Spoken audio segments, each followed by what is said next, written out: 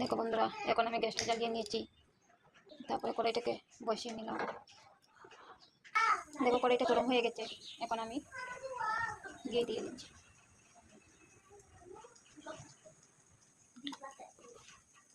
এখন আমি কি বানাচ্ছি সেটা দেখতে থাকো। তারপরে আমি একটা এলাচ দারচিনি দিয়ে দিচ্ছি।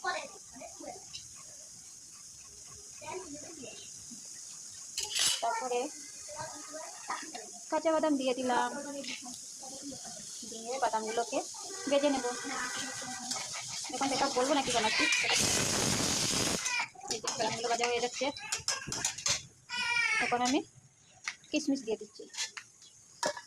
বাদাম আর কিশমিশ ভাজা হয়ে গেছে। এখন আমি সারপ্রাইজ এই দেখো বিরন চাল দিয়ে দিচ্ছি। আজকে হবে বিরন চালের পোলাও।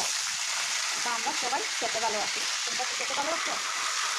বিরন চাল দিয়ে দিলাম। এখন অল্প আমি নাড়িয়ে ঢাকা দিয়ে দেব।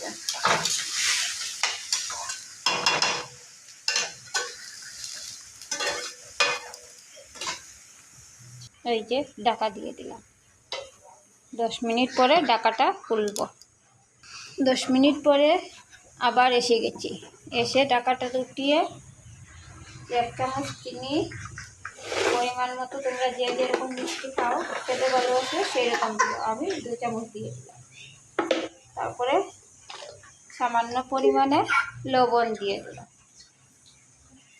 যে যেরকম মিষ্টি খেতে ভালোবাসো দিয়ে আমি এটাকে নাড়াচাড়া করে আবার ডেকে দিয়ে দেব।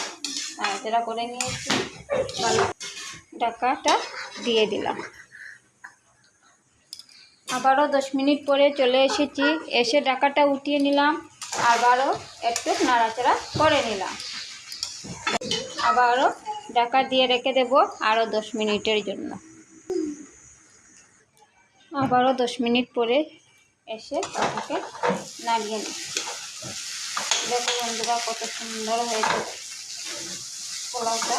দেখো আমি একটু দেখাচ্ছি তোমাদেরকে। দেখো জানি না দেখা যাচ্ছে কি না তোমাদের সুন্দর মতো। রেখে দেখো। দেখো 10 মিনিট পরে এসে আমি সামান্য পরিমাণে জল দিয়ে দিচ্ছি। গ্যাসটাকে কিন্তু সবসময় কম করে রাখবে, না হলে লেগে যাবে নিচে। নিয়ে নিয়েছি। এখন দেখতে পাচ্ছি আমরা পোলাওটা হয়ে গেছে। দেখো পোলাও ফাইনালি আমার হয়ে গেছে। এখন আমি পোলাওটা কি সুন্দর হয়েছে না?